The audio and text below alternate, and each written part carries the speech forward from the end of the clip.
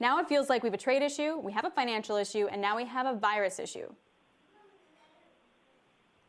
Yeah, thanks, Alex. We have a conflagration that is incredibly dangerous because in addition to those issues, we have a U.S. China relationship that's basically in free fall.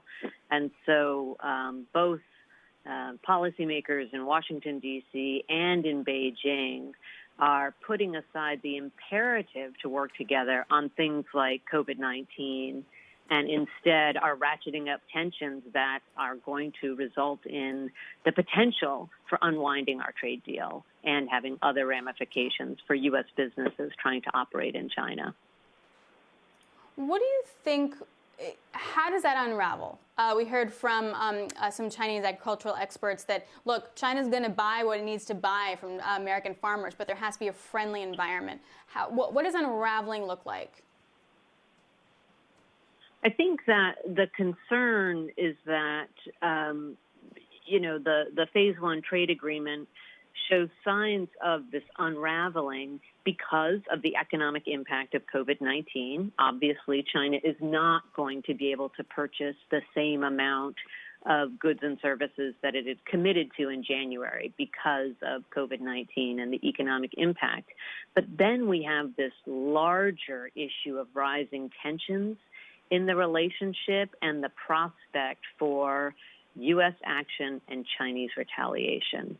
I think, as we've seen over the past year and a half through the trade war, the United States has taken action, and the Chinese have been quite measured in their retaliation, not really trying to asymmetrically ratchet up tensions.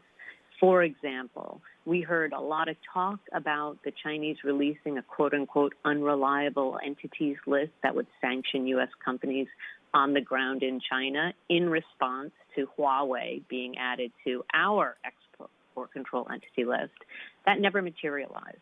And in 2020, with China's economy really suffering in Q1 and continuing to suffer in Q2, there is this need for foreign investment. And so we should be seeing signs that the trade deal is reinforced and strengthened.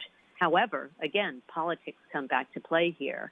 And right now, between Washington and Beijing, there is this increasing tit-for-tat blame game over COVID-19. And that's why you saw yesterday the introduction of that bill, the COVID Economic Recovery Act, by Senator Graham and 4 Republican colleagues. And this COVID-19 Accountability Act is meant to call on China to give a full accounting of the origins of COVID-19, to close its wet markets that could have been the place of origin. And then there's an additional element to release pro-democracy advocates in Hong Kong that were arrested after COVID-19 crackdowns. All of these are just incredibly political issues, and we've already heard from China's Ministry of Foreign Affairs overnight condemning the U.S. for continuing to politicize COVID-19. And so, again, coming back to our economic relations, this rhetoric is incredibly damaging to our trade negotiators on both sides who are trying to implement this trade agreement amidst increasing tensions. Amy, but what part of this is justified? I mean, by all accounts, China did hold back some relevant information early on. And there could also be issues like force majeure, which in some cases can be justified. In other cases might just be an excuse to not buy stuff from the U.S. So isn't some kind of reaction justified? Where does that fit?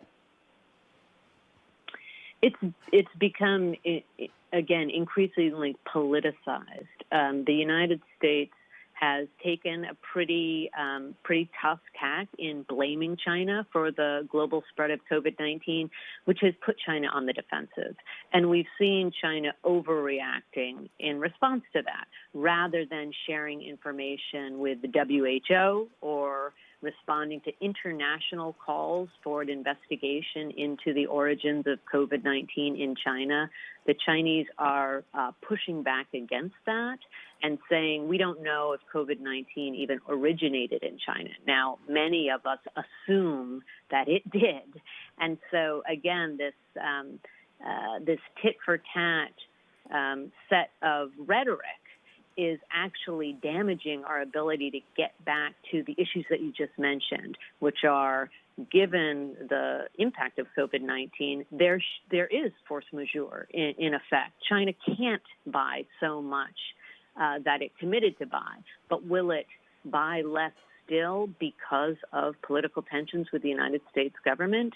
It's possible. Just this week, we're seeing China threatening import bans on Australian beef and potentially putting tariffs on Australian imports into China because Australia is calling for an international investigation into the origins of COVID-19. And the Chinese have explicitly linked those two issues, saying if you're going to spread lies about China, we are going to take retaliatory action. We haven't seen that against the United States imports into China yet, but that's the fear, that we could see that happening because of this downward spiral in the political relationship.